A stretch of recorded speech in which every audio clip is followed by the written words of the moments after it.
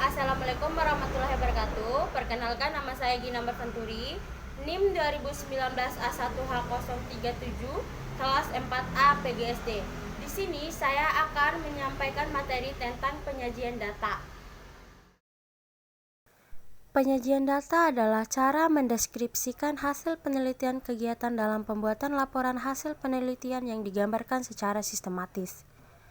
Agar data yang didapat menarik perhatian pembaca, mudah dipahami dan dimengerti dalam menganalisis, sehingga dapat diambil kesimpulan yang lebih cepat, tepat, dan akurat.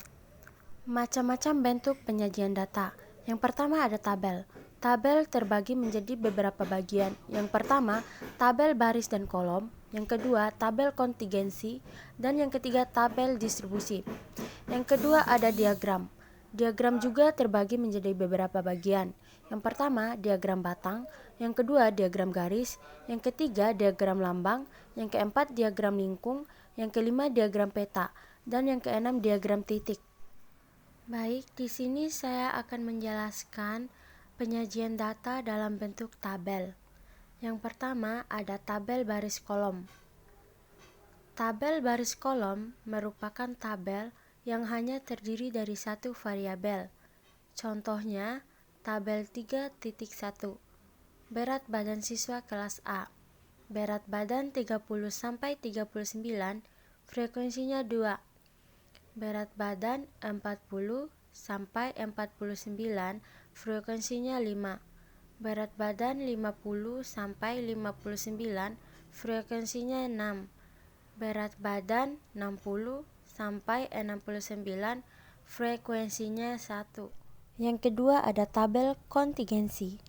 Tabel kontingensi merupakan tabel yang terdiri dari dua variabel. Contohnya tabel 3.2. Nilai siswa kelas A dan kelas B.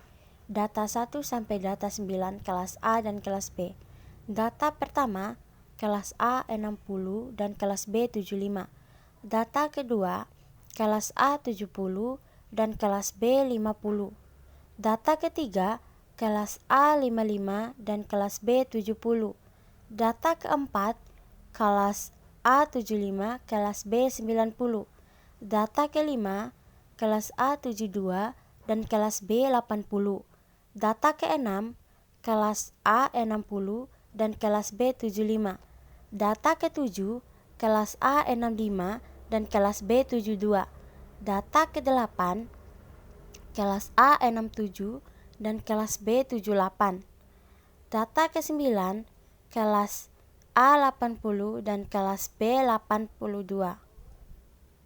Yang ketiga ada tabel distribusi frekuensi. Berikut ini disajikan contoh tabel distribusi frekuensi berat badan siswa kelas 6. Tabel 3.3, berat badan siswa kelas B. Berat badan 30 sampai 39, frekuensinya 2. Berat badan 40 sampai 49, frekuensinya 5. Berat badan 50 sampai 59, frekuensinya 6. Berat badan 60 sampai 69, frekuensinya 1. Selanjutnya ada histogram. Histogram yaitu penyajian data dalam bentuk gambar persegi yang sisi-sisinya saling berhimpit. Histogram cocok untuk data berkelompok. Berikut ini cara penyajian data dalam bentuk histogram melalui contoh kasus. Contohnya terdapat data tabel berat badan kelas 6 sebagai berikut. Tabel 3.4. Berat badan siswa kelas C. Berat badan 30 sampai 39, frekuensinya 2. Berat badan 40 sampai 49, frekuensinya 5. Berat badan 50 sampai 59, frekuensinya 6. Berat badan 60 sampai 69, frekuensinya 1. Sajikanlah dalam bentuk histogram. Misalnya berat badan siswa kelas 6, frekuensi 1 sampai 2, berat badannya 29,5. Frekuensi 3 sampai 5, berat badannya 39,5. Frekuensi 1 sampai 6, berat badannya 49,5. Frekuensi 6, berat badannya 59,5. Frekuensi 1, berat badannya 69,5. Diagram batang. Berikut ini cara menyajikan data dalam bentuk diagram batang melalui contoh kasus. Terdapat data tabel berat badan kelas 6 sebagai berikut. Tabel 3.5, berat badan kelas T. Berat badan 30 sampai 39, frekuensi 2. Berat badan 40 sampai 49, frekuensi 5. Berat badan 50 sampai 59, frekuensi 6. Berat badan 60 sampai 69, frekuensi 1. Berat badan siswa kelas 6, frekuensi 1 sampai 2, berat badannya 30 sampai 39. Frekuensi 3 sampai 5, berat badannya 40 sampai 49. Frekuensi 1 sampai 6, berat badannya 50 sampai 59. Frekuensi 1, berat badannya 60 sampai 69.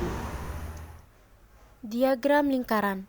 Diagram lingkaran cocok digunakan untuk menggambarkan porsi dan perbandingan suatu data tertentu. Misalnya data jumlah siswa yang KKM dan data jumlah siswa yang tidak KKM. Dan jumlah siswa yang lulus dan tidak lulus. Contohnya, berikut ini disajikan data hasil belajar kelas A. Tabel 3.6. Hasil belajar kelas A. Kriteria KKM-nya frekuensi 73%. Kriteria tidak KKM-nya frekuensi 27%. Sajikanlah dalam bentuk diagram lingkaran. Misalnya data hasil belajar kelas A. Gambar 3.3, diagram lingkaran hasil belajar kelas A. Yang tidak KKM ada 27% dan yang KKM ada 73%. Diagram garis. Diagram garis cocok digunakan untuk menggambarkan perkembangan nilai suatu data dalam periode tertentu. Misalnya data tinggi permukaan air waduk, Guntur Demak selama 4 jam. Data rata-rata nilai ulangan harian semester 1. Contohnya, berikut ini disajikan data rata-rata nilai ulangan harian semester 1. Tabel 3.7, nilai rata-rata ulangan. Kompetensi 1, nilai rata-ratanya ada 75. Kompetensi 2, nilai rata-ratanya 78. Kompetensi 3, nilai rata-ratanya 85. Kompetensi 4, nilai rata-ratanya 77. Kompetensi 5, nilai rata-ratanya 83. Kompetensi 6, nilai rata-ratanya ada 85. Oke, baiklah. Sekian materi dari saya. Mohon maaf bila ada kesalahan dan kekurangannya. Wassalamualaikum warahmatullahi wabarakatuh.